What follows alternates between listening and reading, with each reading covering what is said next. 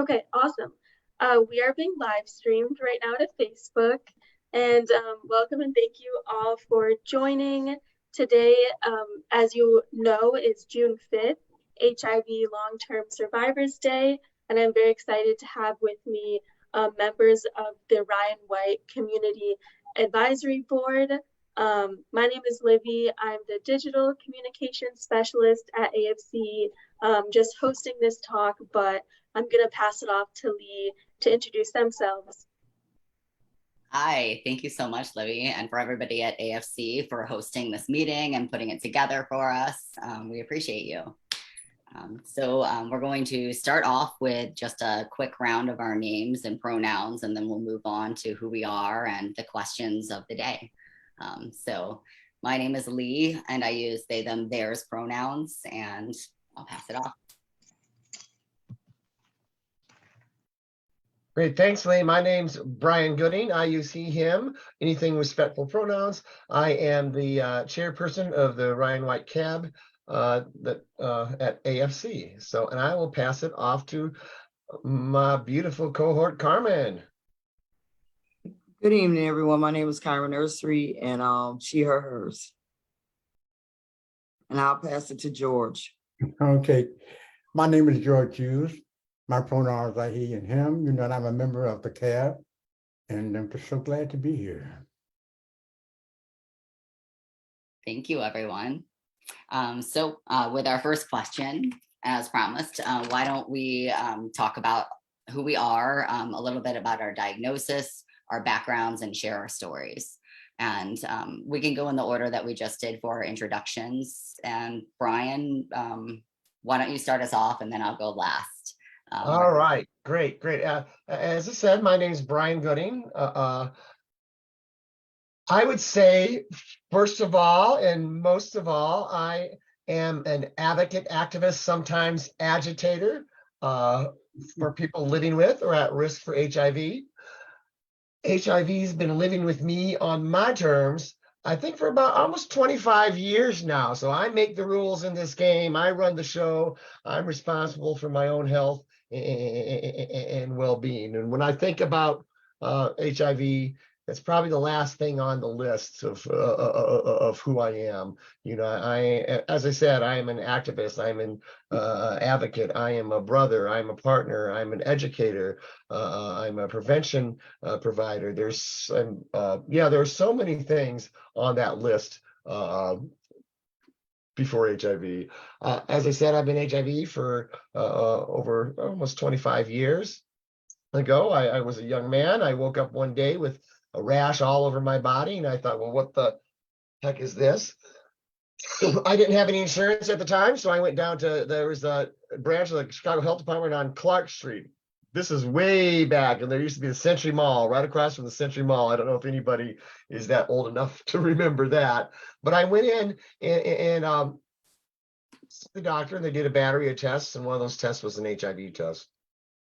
And at the time, you had to wait 3-4 weeks or more to get those results for the test. Not like today when you get an instant result or a 30-minute result.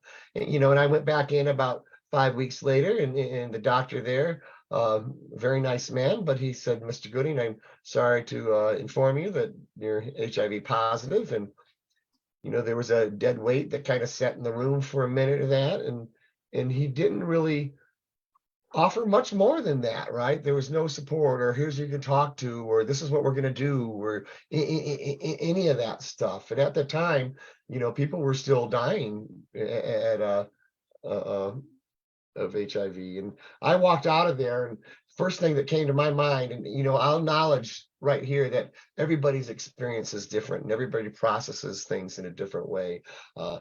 And I didn't walk out of there thinking, oh my God, I'm going to die. I walked out thinking, oh my God, I want to live. And what, dying weren't into cards. And that's not what I wanted to do. So I thought about, what do I have to do in order to live with HIV? And that involved talking to some friends, a personal support group, that support system. It involved going out and getting myself on some studies, so I didn't have any insurance, as I said. So, and at that time, insurance, that was really crappy because now I had a pre-existing condition.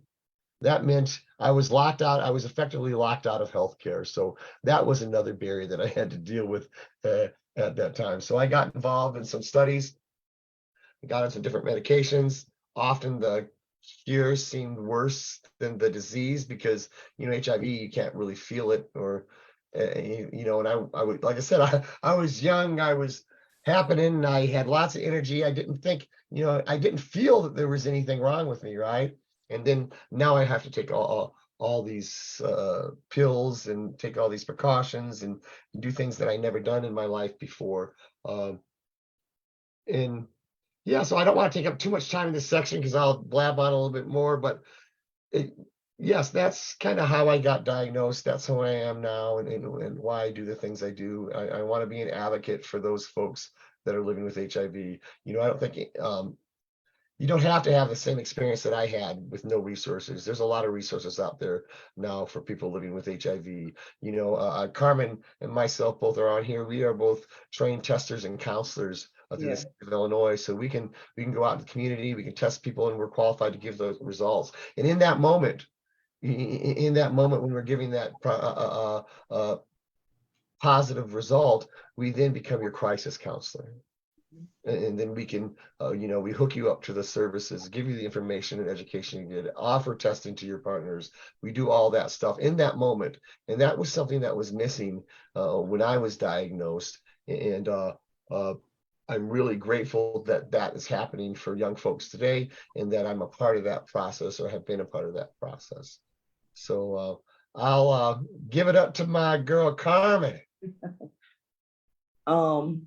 So the story behind how I tested positive, I was in the streets and I was getting high, and I went to stay with somebody who had a place to stay because I was tired, and we was using, and we had protected sex one time, unprotected sex another time, and he got sick. He got bit by a spider and went to the hospital, came back home, came back to his place, went back to the hospital, and he wasn't getting well. In between that, I began to sober up. And so I began to feel a little different. And, I had a gut feeling something just wasn't right. And so he went back to the emergency room. And when they did his history, because his arm had swelled up and he couldn't get his shirt off, I helped him get his shirt off. And the nurse asked him, do you want her in the room with you while you get your result? I mean, while we, do your background history, whatever. And he looks at the nurse, he looks at me, he says, oh, hell no. And I'm thinking, wait a minute, I've been here, been a friend with you for a while. What's going on? What's going on? So in the waiting room, I'm waiting, and they bring him out. They send him over to the hospital, which was across the street. In the waiting room, I sat there. He turned and faced me, and he said, I got something I got to tell you. And I'm thinking, what is he about to tell me? Mind you, the emergency room was full. And he says, I'm HIV positive. That's how I found out. Mind you, we had went to his case manager at the time and got bus cards for him to get to the doctor. Mind you, they couldn't disclose his status. Mind you, I had no knowledge of what was going on. So I went and got tested the next day, which the next day, nothing showed up because they had the oral test at the time. And so, but I began to get sick. And now knowing I was serial converting, meaning I was going from HIV negative to HIV positive. So now I'm back and forth at the emergency room. I'm running a fever. I'm not feeling well. And they told me to come back in 6 months to get retested. When I went back and got retested, I tested positive. I felt like the room closed in on me. I couldn't breathe. And my first thought, like Brian was, is that not I'm HIV positive, but what I'm gonna do to get off the streets? Where am I gonna stay? Where am I gonna go? Who do I tell? What am I gonna use for support? What am I about to do? Because I felt like it was divine intervention for me because I had been in and out the church and in and out of jail, and I knew that it was a way to get my attention because of what I thought about HIV and what I thought about AIDS at the time, because I wasn't knowledgeable. I had no knowledge. I had some knowledge, from what you get off the streets, and back then they called it the pack, or you thought you was going to die right away, and so on and so forth. I shortly, like a week after that, walked into a support group where the people in the support group have already lived experience, and they was armed and dangerous. And they began to, give me the support I need and educate me. They rallied around me, and I don't think I experienced any kind of love like that in the beginning of my transformation from being on the streets, getting clean. That was the first tap into what love felt like. You know what I'm saying? And so that support group for me was huge. It was real huge in me changing and being able to do the work now. That was one of the things that always played in when I wake up in the morning. It's like I do this work because of I want somebody else to have the same experience if they test positive, to get the same education, get the same support, they've experienced the same type of love. And I'm going to pass it over to George. Oh, and I've been positive since 2009, which makes 14 years. Yeah. Okay. Mm-hmm. Just I'm in the same parallel with Brian, you know, more than 20-some years positive. Mm-hmm. And I have to admit, I'm a late bloomer. I was not in the street, you know, I was well past 40, almost approaching 50. And I just feel that I felt like I had bypassed the epidemic. I said, oh, because I've been in I was in a relationship, and we were going on more than approaching 15 years in our relationship. And my partner had been diagnosed with hepatitis C. And I was concerned about that. So I went to my doctor, and my doctor explained to me that if he had hep C, since he was not a drinker, that it probably something he had contracted more than 20 or 25 years prior to that. And it just takes that long for it to manifest itself. So in the meantime, while I'm worried about him, he went to the doctor and they told him that he could ask him to take an HIV test, which he did. And like I said, at that time, it took weeks before that they could give you the diagnosis. And when he found out that he was positive, he went to the doctor, and I was waiting for him to come home to let me know what was going on. But when he didn't come home, I knew what was going on. So when he finally came in and he told me he said, well, you know, he didn't tell me, he said, you know what it was all about. And I said, well, I got to go and get tested. He said, you mean you're not positive? No, I'm not positive to my knowledge. He said, well, what are you going to do? I said, I'm going to call my doctor and get tested, which I did. And once again, you know, I took weeks before we got the diagnosis. And when I went, my doctor took a time coming in.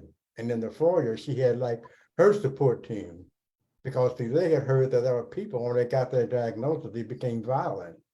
So they thought that I was going to become so upset that I might become violent. But by that time, you know, like I recognized the fact that if my partner of 15 years was positive, I had to be positive as well. And I didn't let that become a doubter because I was still concerned about him, not only being HIV positive, but also being diagnosed with hepatitis C in a short time to live. So therefore, I had so much concern and love for him that I didn't really worry about myself. I didn't really stop. When I went to my doctor, referred me to an infectious disease specialist, which confirmed that I was positive. But my results came in, but I was still, my immune system was still good. So therefore, she did not prescribe any medication at that particular time. In fact, I think I went about 4 or 5 years before I went on medication. Because I didn't start on medication until like 2003. And I still did not consider myself like other people. I said, that's not me. I'm not a street person. I had heard all the things about HIV, and you had to be on drugs, or you had to be, you know, very promiscuous and things of that nature. And I was none of those things. So therefore, my partner died, and I was on my own. And I was going for my treatment, and I was at the Christian Community Health Center, where one of the patient advocates came in, Willie Fair, and said, Mr. Hughes, why aren't you coming to the group meeting? I said, what group meeting? And I said to myself, I don't need these people. I said, I'm not like them. So therefore I was in denial. I was not like the other people. But I said, well, okay, just to please him. I said, okay, I'll come. So I went to the next group meeting. And when I got there, like Carmen said, there were so many people that showed love and embraced me that I could not sit there and say no anymore. I'm not like these people. as they told their stories, I mean, I found that there were so many. There were so many, that it had, every story was different. Every walk was different. It was not one fit, not one shoe fits all. So therefore I said, okay, I began to become a regular participant at the camp meetings over there, the group meetings over there. And then they decided to form a cab.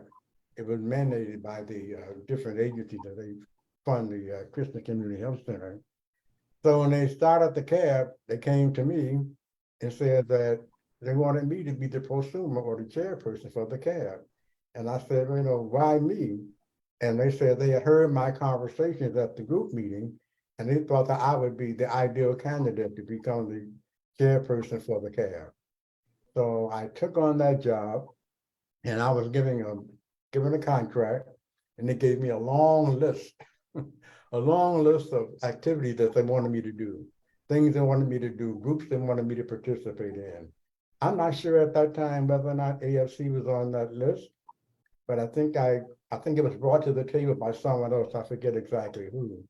But at the same time, as I began to go to the various meetings and participate in all the different activities, I began to become educated, not only about HIV, but also about myself. And that's one of the main things that we have to stop and think about. We have to be educated about ourselves. We can't be worrying about everybody else, so to think about ourselves. So therefore, I got involved in a lot of things, and I think I started with AFC sometime, and I started going down back and forth to Springfield for an advocacy day. And I found out that I had become a very strong, I would call myself uh, the optimal advocate. I was everywhere. Everywhere that people were going and saying that they were pro-HIV, as far as healthcare was concerned, getting away from the stigma, I was right there. And I learned a lot. So therefore, I said, it took me a long time to receive all of this. So like I said in the beginning, I was all to myself.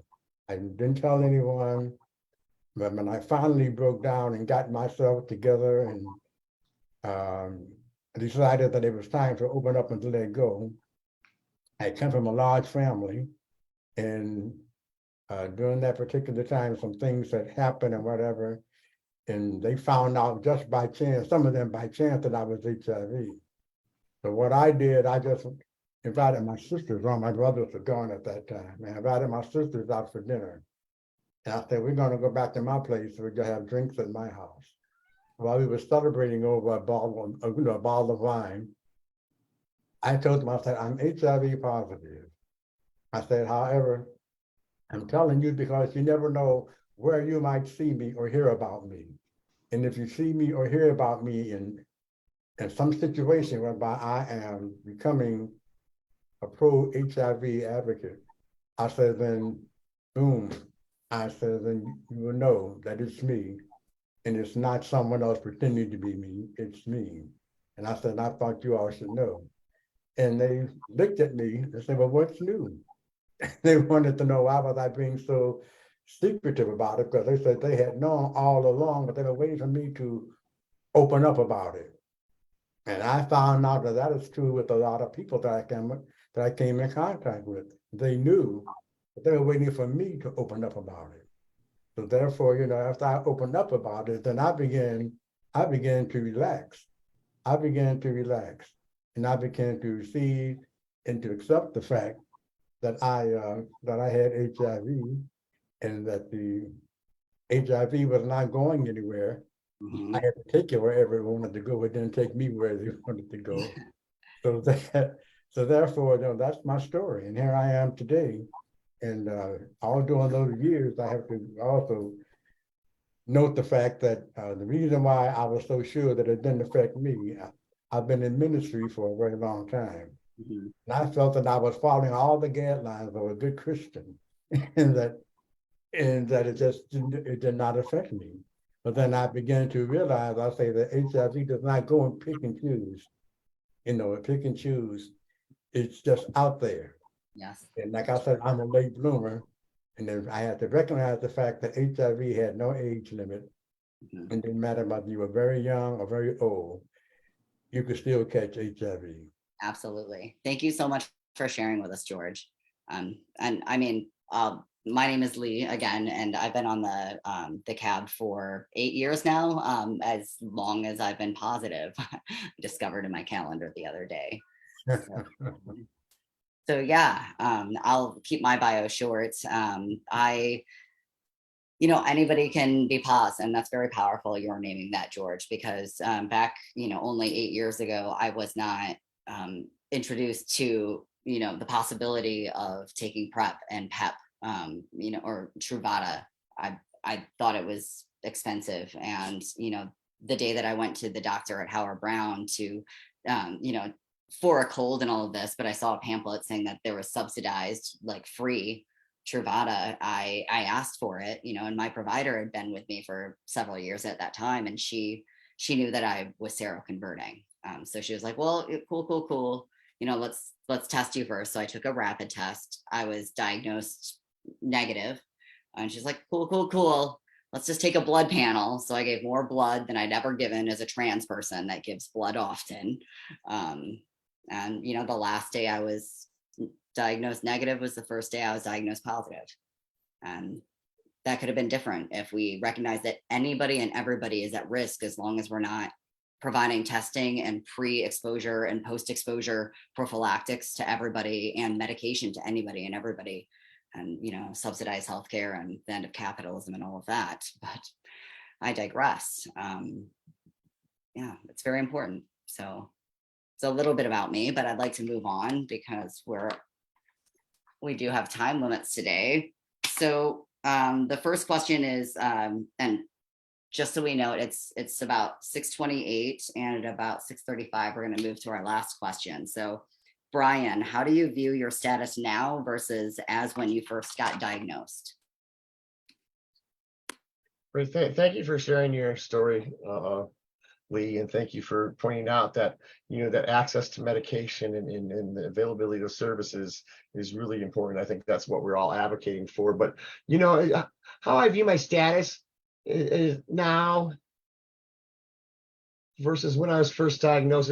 Like I said, I didn't think dying wasn't in the cards for me. It was just about how am I gonna hold on. I thought in my I've now with the advances in medication, the people that are diagnosed with HIV, they can take a one pill. I take one shot every other month, right? And that keeps me healthy. And we know now that HIV is a chronic manageable illness, and if you're in care, you're on your medications, you're going to live a long, almost normal lifespan, right? And then if you take enough of your medication and take it regularly, you can reach that undetectable, meaning that the virus is so low in your body that it can't be detected by the technology that we have. And when you get to that point, you can't pass that virus on to somebody else through sexual activity. I think some of those things have taken a lot of fear and stigma out of HIV for people. I'm a very sex positive person, right? So a lot of that new information has taken a lot of fear around having sex with other folks. I mean, I'm in a long-term committed relationship, but it does destigmatize sex for people living with HIV. So I think as far as how I view my diagnosis then and now, especially with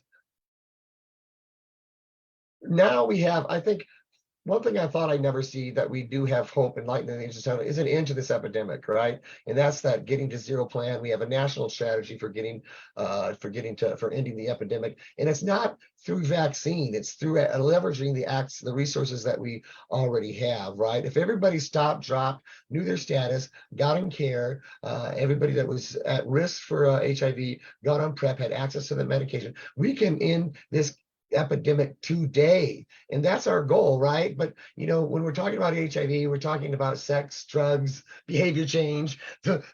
Nobody wants to. Everybody's too embarrassed to talk about sex. Nobody wants to talk about drugs or don't want to admit they're doing any drugs. And the last thing we want to do is change our behavior, right? So they're difficult conversations to have, but I believe I see light at the end of the tunnel now, and that really excites me. But it is about all those other things, that access or perceived lack of access to care, stigma. What are those barriers that keep people from getting tested, engaging in care, staying on their medication? And we got to do all we can to address those barriers, or let folks know what the resources are available, and make sure that they have access to those resources. So I never thought of it as a death sentence, but I think there's a lot more hope and vigor in around HIV and momentum of getting to zero, right, and getting to the end of the epidemic. And yes, we'll still be living with HIV. We can't forget about those folks that are living with HIV, especially folks that are aging with HIV, because we're looking at 50% or more of that population. People with HIV, 50% of them are over the age of 50 now. So that's that conversation, how we take care of ourselves as we age. And we know that people are sometimes being, so what are the care systems of support for specifically LGBTQ and cisgender folks or straight folks that are living with HIV, of not being forced back into the closet, right, about my HIV status, not being forced back into the closet about my sexuality, because now I have to engage in senior care. So but that's a whole other conversation. Well, thank you so much, Brian. I appreciate that. And I mean, you bring up something about community and the struggle to find it and keep it. That is important. And also speaking on gender, I wanted to ask Carmen next, if we can. How has your gender identity impacted your experience living with HIV? Particularly, how is it, being a cis woman? Well, I could say I've been married twice, and I'm currently married now to my husband for 12 years. Shortly married him. I think I had been diagnosed. I had been 2 years positive when I married my second husband, about 3 years positive. Let me try to get that right. But anyway, it's been challenging, to say the least, when you have to disclose your status in dating. It was one of them things for me. And when I hear other women talk, they don't want to disclose because of shame and, rejection and all the things that we face. Even on a day, if I'm, excuse me, I'm a little bit nervous here. Just speaking, and even like now, and when I think I'm prepared and it's okay to talk about it, there's still a little piece of me that can be a little bit reserved, even putting a name to a face. I'm all over the place right now. It's been okay. It really has been. It's had its challenges. When you're dating and want to disclose your status, I came right out and told my second husband, I was headed to a doctor's appointment. He wanted to go out. I said, well, you can meet me downtown. He's like, where are we going? I said, I got a doctor's appointment. He said, what are you going to the doctor for? I said, I'm HIV positive. And he decided to go with me. And it went from there. I educated him and let him know what HIV was all about. And he, being from the streets and stuff, he already knew something about it. But then explaining viral suppression, ways of transmission, and then also being able to explain to them, hey, if you want to get on PrEP, then you can get on PrEP to protect yourself if that's a safe route. But yeah, that's it for that question. Thank you so much. And before we move on to our final question, George, I wanted to give you a moment to answer a question. So what we wanted to know is, what challenges do you face being HIV positive and aging? And why is it important to distinguish between the aging population and the HIV positive gender in general? Well, one thing I've noticed, that there's nothing we can do as far as growing old is concerned. If you live, you're going to get old. That's just the bottom line. There's nothing you can do about it. However, there are things that come along with aging, period. They have nothing to do with HIV. And, and you can just find yourself in a situation whereby I used to go out with outreach group or whatever. Everybody around the table, when before we would sit down and eat, they're pulling out a pill box and dropping all of these pills because they were older than myself at that particular time. And I just could not understand it. But then as I began to get older, I began to understand that everything began to set in, diabetes, high blood pressure, and different things began to happen in my life. And I found myself, I was already HIV positive, just like Brian just spoke, at some point in time, you got to put the HIV status to the side, and that's on the back burner. You have that under control where all these other things are coming up. So therefore, like you asked me the question, like what happened, what's the difference between between aging without HIV and aging with HIV? Well, what I have found out recently, not too recently, I've known for a while, that a lot of things that happen to you as you age are not byproducts of HIV, but HIV can affect these things. It can affect these things, so therefore I found this out. So therefore I had to become more conscious and aware of what I do. Because of my HIV status, like I had to go, I have been given, like a dietary routine, things that what I should be eating and what I should not be eating, so that my HIV will continue to be undetectable, and my viral load will continue to be high. So therefore, you have to worry about this at the same time, but you're growing old as well, and you cannot put a barrier between the two. It's kind of hard to say that aging with HIV has no effect on aging, but it does have an effect on aging.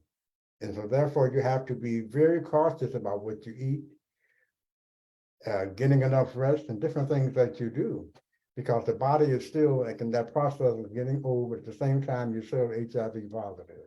And you cannot close the door on that. You can put it on the back burner, like Ryan said, that's the least of my worries right now. I'm undetectable, I got it under control.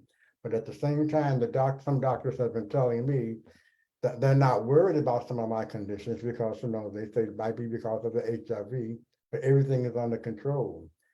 So therefore, when you have HIV and you're aging as well, you have to be conscious. You have to really necessarily be conscious about the HIV as well as all of the other things that you're getting because of the fact that you're getting older. And if you pay attention to what you're supposed to be doing with your HIV, then you'd be surprised at how that will control a lot of things that are affecting you as you get older. So therefore, I'm concerned about my exercise, I'm concerned about my diet and different things. And I'm also concerned about what I expose myself to emotionally. That's really our mental health affects our physical health. Yeah, you have to be concerned about what you expose yourself to emotionally. So therefore, I stay away from being HIV positive. Sometimes as you age, when you're getting older, you thank God you're still here because you're getting older. But at the same time, you find that there are people that are still living in the dark ages about HIV. Absolutely. No matter how old you get, they do not want to let you know. Yeah. Let you I think rather that you are HIV positive. Therefore, if you buy into the negativity, then I think that would take you out quicker than Absolutely. We're surviving and thriving. Let's not forget. Okay. Yeah, just to piggyback a little bit off of what George said, I think there's a lot of us, when you think about folks that have been diagnosed for a very long time, and saw a lot of folks die, a lot of trauma. We didn't think we'd be to the place where we're aging. We're like, what the hell? Now we got to deal with this. And as George said, we're all aging. That's an inevitability. And HIV does have some effect on the way that you age. But I think my biggest thing, and I'll reiterate just one more time, is that how we have that population that's growing. We're going to end this epidemic, but we still have people living with HIV, and how we take care of them is going to be our next challenge and our next frontier here, to make sure that we're not forcing people back into the closet with their stigma or because of their sexual orientation. And we've got to make that. I think that is kind of the next frontier. And the person that's diagnosed today, they'll be aging with HIV, right? So that's the population that we're going to have to be really focused on, and making sure that we're switching as we get to zero. We need to not forget about the people that are actually living with HIV, and make sure that we have that same shift in resources, right? And not just say, okay, it's over with, bye. Absolutely. And Brian, thank you so much for speaking on that. And if I could, I'll introduce our next question really quickly and start by answering, and then pass the mic and give everyone a chance to answer in the couple of minutes we have before we take questions from the audience. So our next question was, what has your experience been like being on the Ryan White cab? Would you encourage others to participate in the cab? And if so, why? And, like I mentioned at the beginning, like the day after I was diagnosed, well, the day I was diagnosed, I called everybody that I had relations with for the last 3 months and told them to go get tested. That was good. And then the day after that, I think I joined the AFC cab because, I just didn't want anybody else to have my experience of going in to, and finally, like, thinking that they couldn't have PrEP or not knowing about it, even if they, and getting a negative diagnosis on the same day that they got a positive diagnosis. It's so avoidable. I was testing more than once every 3 months. I was telling everybody I tested with at the pull-up, van testers, or, Howard Brown, where I was getting services. Howard Brown, I'll just say that. And nobody offered me PrEP. Nobody told me that I could be doing more to manage my admitted, talked about risk. Yeah. So, joining this group was a way that I could get a platform, get my voice heard. If they wouldn't hear me in my doctor's office, maybe they would hear me from AFC. And I feel like they are. I feel like I've made a little bit of a difference. I get to do things like this. It's integral, and that's why I'm here, and that's why I'm staying here. So, Brian, we'll put you last because you just talked. Why don't we do Carmen, George, and then you for this question? Is that good? You're on mute, Carmen.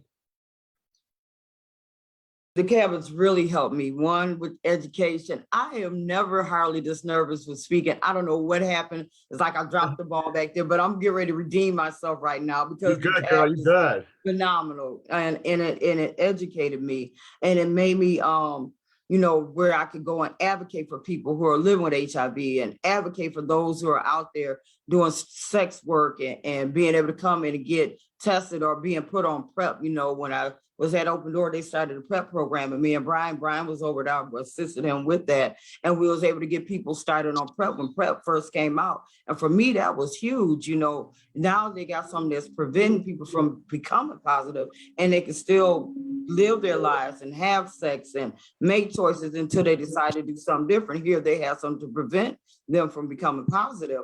I learned so much by being on a cab. It's just so many things, so many facets, so many doors that is open for my career now. This is what I do. This is what I love to do. And I haven't had the foundation for the cab, I would not be able to be on a panel like this, telling my personal story of how I became positive and not ashamed of it. There's no shame of it. People make choices in life, and we can redeem ourselves, so to speak, and then give back to the community. I not only sit on the cab, but I sit on IHIPC, and that's the Integrated Planning Council for the whole state, and I sit on I'm part of the the region. I can't even think of it now, but I do, I'm a co-chair for viral suppression. There you go. There's a lot of things that I do, and I love it. I mean, every day that I wake up and I go to work, I don't complain about having a job or doing the work that I do, or working with the people that I work with, or working with the population that I work with. I understand how it is to be homeless. I understand and get how it is to test positive and try to come off drugs, and which one is more important. Do I start taking this medication, or do I continue to use drugs and try to figure out how I'm gonna take this medication and where I'm gonna store the medication? I get all that because that's what I lived, before I got educated and got on the cab. Cab was huge for me. It's my platform. Yes. Thank you so much, Carmen. You're amazing. And it's so amazing to share space with you and to be able to add my voice to yours. Thank you so much. And George, would you like to take a couple of minutes before we move to Q&A? But it's been, I've run, a lot of people say that you're so quiet, you never say anything. Sometimes I sit back and I just listen. I just listen to what others have to say. Because in order to be able to give, you have to be a gracious receiver. You have to be able to receive all that you possibly can. And I have done a lot of different things, and I've been out there in the streets, not behind closed doors, but out there in the streets. I've stood on the corners on the south side of Chicago in front of what is known as a common gay bar, the Jeffrey Pub or whatever. And on that particular corner, we had passed out condoms, brochures, and stopped people on the streets trying to give them information. And I found that, there was just so much ignorance out there that people just did not know about HIV. And so therefore, as you try to approach them with it, you get a lot of different stories. A lot of the women say, well, I've been in a relationship for the past so many years.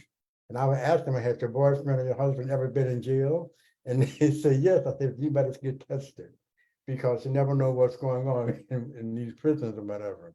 And then you just find that, like people would not receive, they did not want to touch the brochures.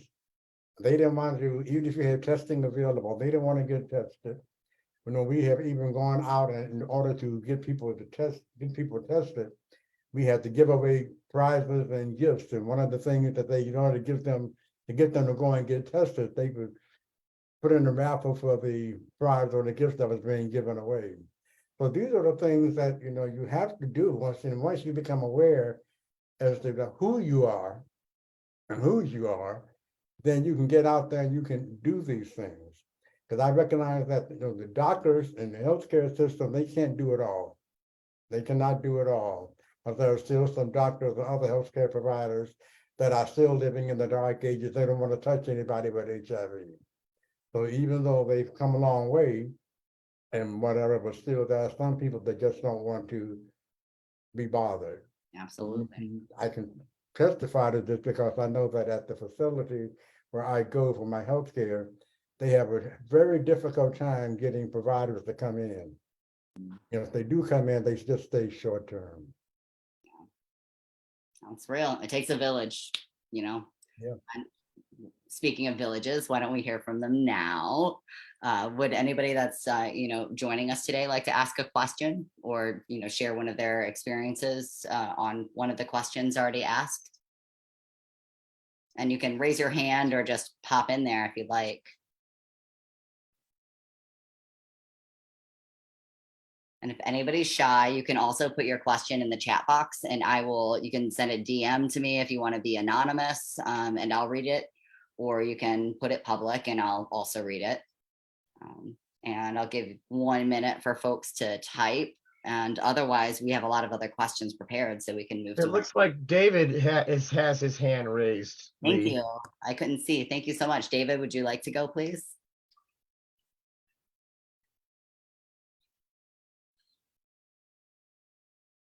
David, are you there? You've got your mic, you're on mute, David, if you are speaking.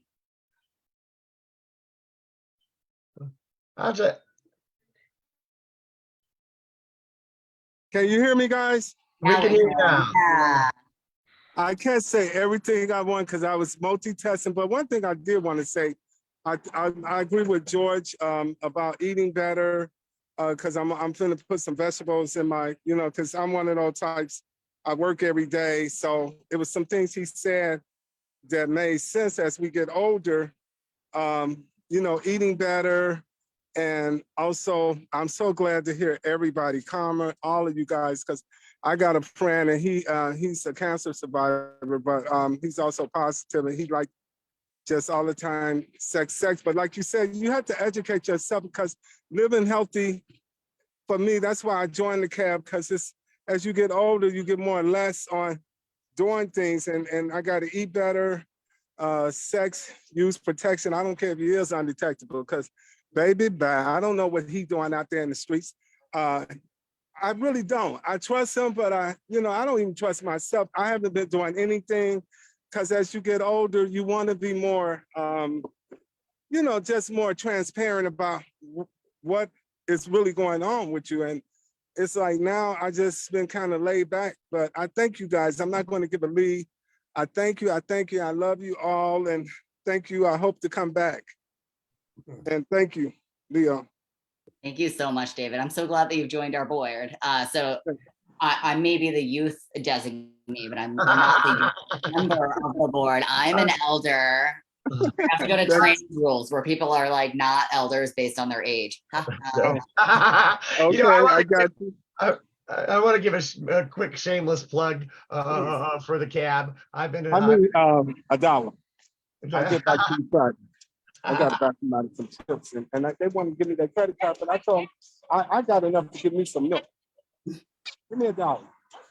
You my best friend. I can ask you without you looking AFC, at do you me. want to, Libby, do you want to, there we go, thanks. Brian, can we mute? The dangers of Zoom. We know David's trying to get some milk right now. But my shameless plug for the cab is I've been the chair for quite a while. I've been on this cab for a very long time. And what my biggest shameless plug is, yes, I encourage you to join, because we get long in the tooth over here. And I love the work, but we want to make sure we have a robust panel of people as we move forward, right? And sometimes with real youth. Okay.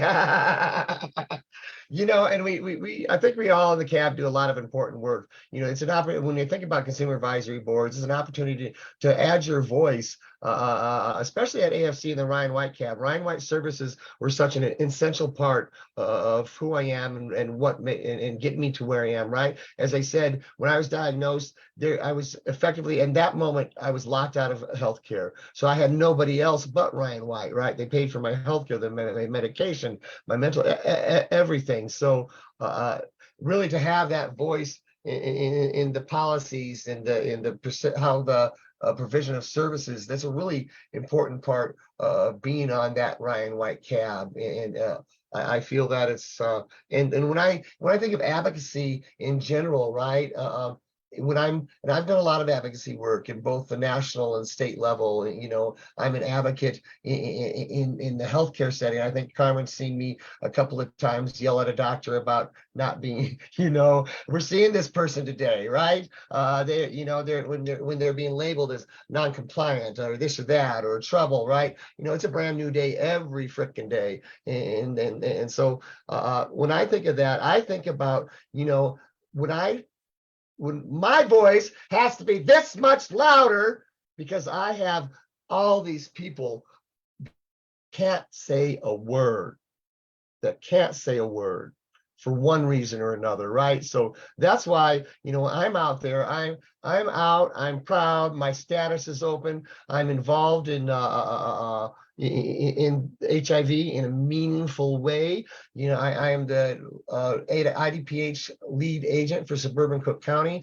I guide 15 agencies over the suburban Cook County. I allocate over $1.5 million in order for these folks to provide those HIV, STI testing, education, risk reduction activities across the state, across suburban Cook County, and in line with the Getting to Zero plan, right? I believe I came up through AFC as an advocate, as a peer advocate, as Carmen did. We were both peers. We started out as peers, and now we have positions in HIV organizations, and we're guiding policy and mentoring people across the state in order to get to that point, get to zero and end this epidemic. So that's my 2 cents there.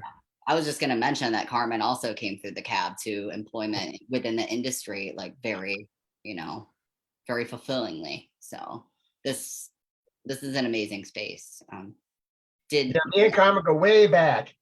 Go way back. We've had some experiences together, and we've learned a lot from each other and supported each other along the way and lifted each other up.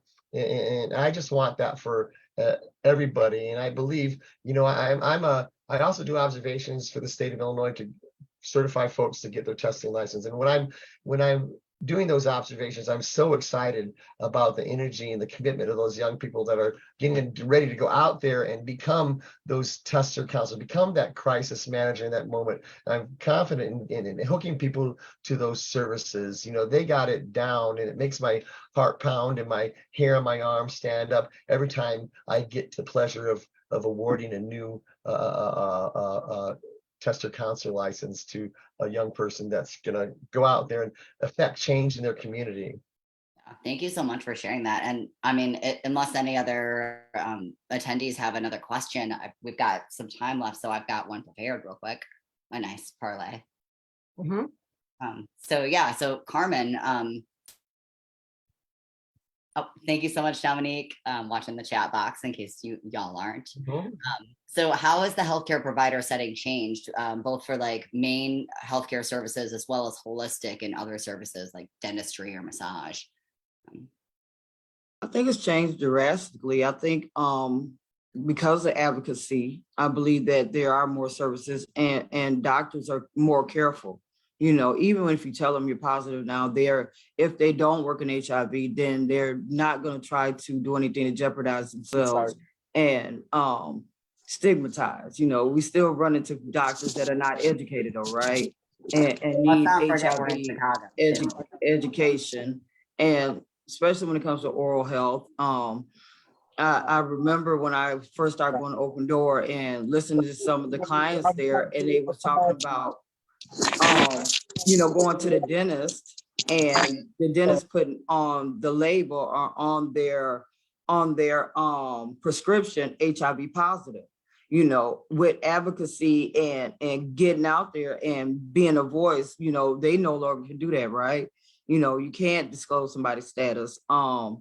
It's changed in so many ways because of CAS, because of people who sound the trumpet and make their voices real clear that, hey, we're not going to allow for you to just maul over us because we test positive or we're living HIV positive, whatever have you not. And we do require that. We want the best care. I want the best care as any other person that is not positive, period. I walk in there, you're going to provide services to me. And if I catch anything that seems skimmage because I'll tell you I'm HIV positive, then we might need to, address that. Or I'm at best going to educate you first. And I hope you receive the education, right? And then if not, we'll take it up a notch because there's people coming behind me that are HIV positive that deserve the best health care, period. It's amazing now that we can even get insurance. Back in the day, you couldn't even get health insurance. You couldn't get a simple burial policy because you had a pre-existing condition. What, HIV/AIDS? Well, how's the family going to bury us if we lived in? I'm glad this changed, and now they don't have requirements with some insurance companies that you have to do that health assessment. Right, because I try to get insurance a minute. Huh? Sorry, they're not burying us at Rikers Island and mass graves anymore. Right. And so that has changed because of advocacy. That's changed because we didn't let up. That's changed because the laws needed to change. Absolutely. Thank you so much. Now it's about 7 p.m. So I wanted to give us a chance to kind of like do a soft goodbye, or for attendees to, if you want us to stay longer, we've all on the panel and in the moderation agreed that we could stay a little bit after. So we can answer more questions if y'all are into it, or we can let you leave and respect our time constraints. Chime in, or don't leave and we'll keep talking. That's really I'll say one thing a little bit about that change in the healthcare system or the stigma within the doctor's office, right? That still goes on a lot, I think.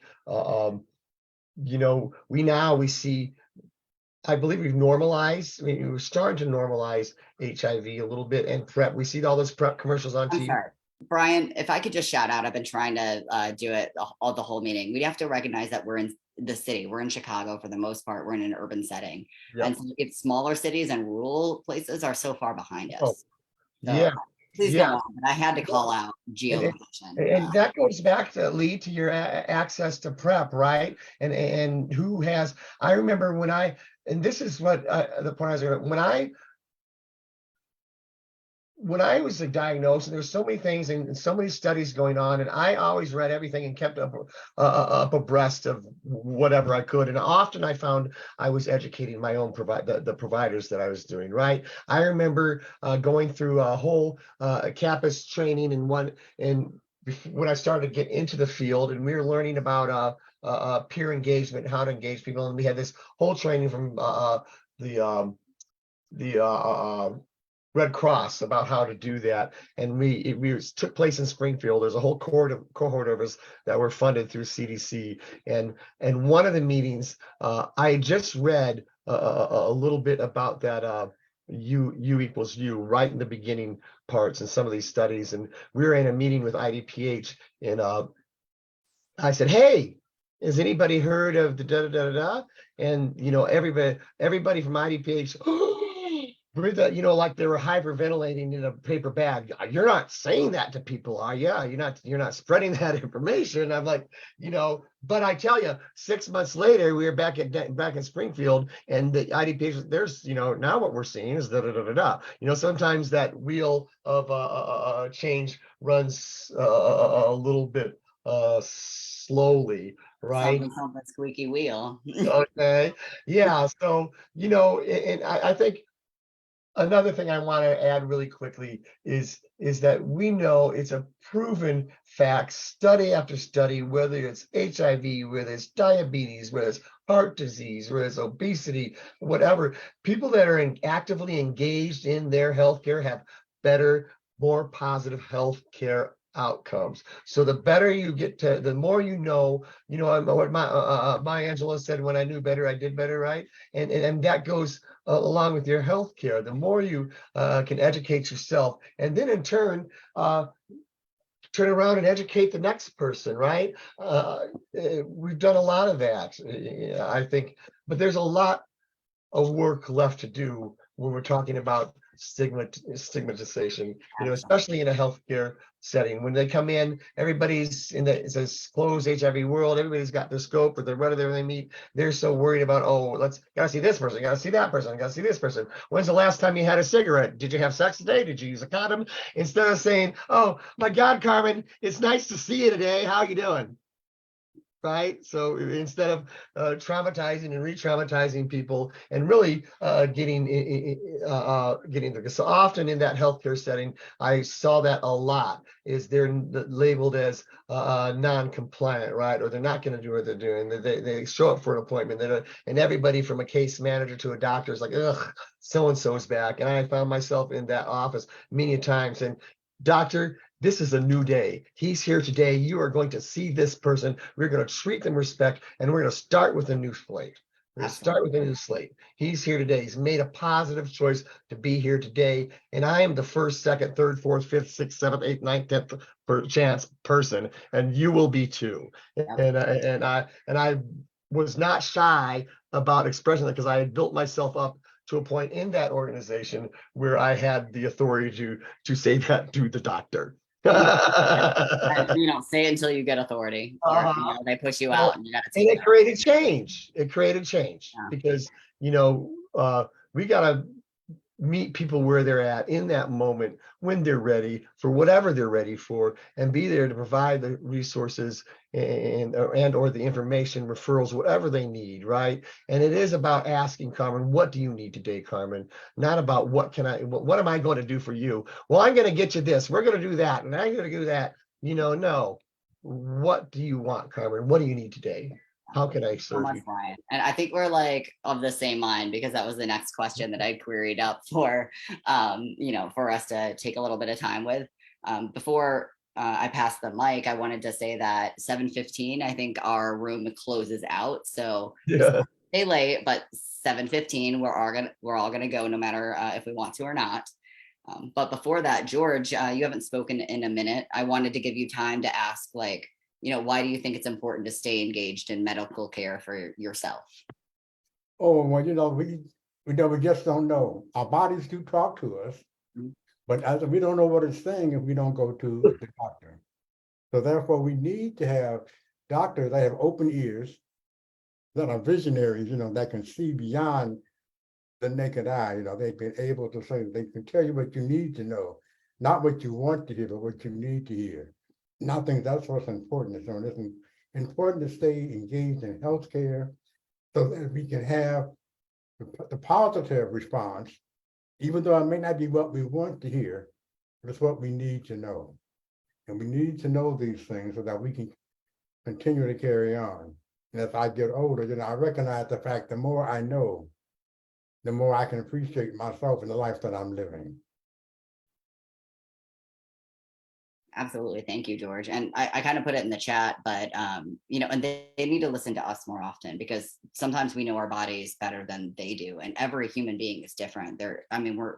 Some of us can feel more than others. And, I have a very sensitive system. And when I've told doctors that things are wrong with me, they, if they can't find it right away, they ignore it. I've been labeled as, having psychosomatic illnesses while having a tumor the size of a grapefruit. I've gone to the doctor, told them I'm fucking all these types of people, and here's my risk level, and they haven't told me about additional prophylactics besides condoms. They need to listen more instead of just putting us down as a chart. And we also need to bring ourselves there, because we don't know everything. Yeah, but we have to also acknowledge the fact and look at those doctors that if they don't know, they're not afraid to say, I don't know. Right. And then refer you to someone who might know. Absolutely. Sometimes you get upset, I get upset because of all the referrals. But like I said earlier, I want to know. So therefore, if the doctor doesn't know, they should have someone on hand that they can refer you to, that can do you some kind of justice. Absolutely. And, I think it might be cute for our last few minutes here to ask a question for the last one. Carmen, what do you wish you could ask a long-term survivor of HIV when you were first diagnosed? So we'll start first last. Relationships and how were they disclosing their status, and how did the family receive them, and those questions like that. I heard so many stories, of people being rejected. And so when I first tested positive, it was like, do I tell my family? Don't I tell my family? Who do I tell in my family? Am I going to get the support I need? Because, when you think about HIV and drug usage, and then even in being in the Black community and coming from a Christian community, if you make choices and then you brought this on yourself, and this is what you get, and this is what you pretty much deserve, right? And so you don't get that pity thing, and this what you asked for it, you got it, so to speak. And so who could I safely disclose to, and being able to ask a long-term survivor what was it like for them, and how did they manage that was huge. Mm-hmm. Absolutely. Thank you so much for sharing that. George or Brian, did you want to speak towards that, or I can also? Well, it's been it's been a long, even though, like I said, I was a late bloomer, but it was still a lot that I had to go through. And even though, like at the time that I got my former diagnosis, and I was having a problem on my job, and I talked to my general manager, and he asked me the question like, is there any reason why I should not let you go? And I said, well, I'm going through an emotional thing right now. He said, well, what's the problem? I said, I'm HIV positive. And when I told him that, he jumped on board and told me to go back to work. So therefore, I was really thrown by that, because like exposing myself like I did. He was the first person I just told I'm HIV positive, who was in a position to kind of have some change and make a change in my life. But he didn't. And he would come by my station all the time and just say, thumbs up, is everything okay? I said, everything is okay. And so therefore, this is what the response you want to get. But it's not the response that you always get. People are not always going to be on board. Yeah. So we have to prepare ourselves emotionally, you know, for those people that are going to be, I won't say, their negativity. No, We have that's to so we have to real, be George. prepared for that. Yeah. We have to keep on moving. But if I could speak alternatively for a moment, I know a lot of people like are, historically very afraid to disclose at any time, but I heard I over and over and over again that it is not knee jerk, that most people do not immediately start disclosing that they contracted or that they've been diagnosed positive to their lovers, to their friends in secret, let alone publicly. And honestly, like, I've been an HIV and AIDS advocate, like prevention advocate since way before I was pos, since before I was trans, since well before I was seen as a risk, in any concept of the word. And it's so shocking that I turned up positive because of something that was so easy to access. But like that was my reaction. And I called everybody, I texted everybody, I messaged them, sent out Scruff, Growler, and Grinder messages, all the platforms, anybody that was on my list. And I got 100% positive, neutral reactions. The bad reactions I got were no response. And then over, the next couple of months, there was only one person who was like a former friend who was a lesbian and we only kissed anyway, that like reached out and with some bullshit asking if I got them pos. Like, I just contracted. We haven't seen each other for 3 years and we made out. Cool. But, they've got their issues and that wasn't about me. And so, we have to frame it that, it's not about us when people do have bad reactions. And the reality now is that, often people have positive or neutral reactions. I got so much support that, flowed towards me and, was able to, get people in to get tested. Maybe some of those folks didn't test regularly. So, I mean, things are changing. And the last 2 minutes, Carmen, did you want to answer our question? Just when you said that, being positive for so long and being one of a face for HIV, we get to a point where we're too old to care, but we advocate for other people, right? Most definitely, okay, is this what you think about me? So be it. I don't live my life and it's been a pretty good one in spite of, but we educate other people. And we educate people who might not have that mindset because they are younger and they do care about what people think and they do not want to disclose, and how they do want to live comfortably without having to disclose their status, or whatever, either way. But for me, I'm too old to care. I'm gonna let people know and I'm gonna let them know what my journey was like, in hopes that they might not take the same road, or if they take the same road, that they know that they have choices and options if they test positive. You can get into healthcare. You can get medication. These are the services provided to you. You don't even have to go down this road. You can get on PrEP. This is my experience and this is my hope. But other than that, too old to care. Absolutely. Right. Thank you so much, everybody. So we've got 1 minute before it kicks us all out officially, so we may as well just do a wrap and not have it be all harsh and whatnot.